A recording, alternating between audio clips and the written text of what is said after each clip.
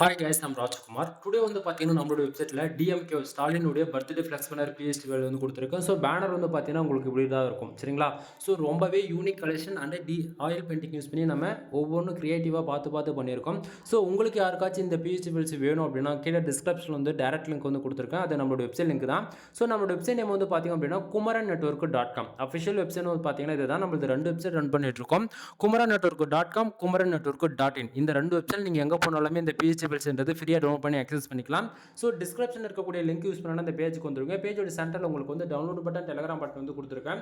So நீங்க இதை use பண்ணி நீங்க டைரக்டா கூகுள் டிரைவ்ல இருந்து ஃபைல் டவுன்லோட் பண்ணிக்கலாம்.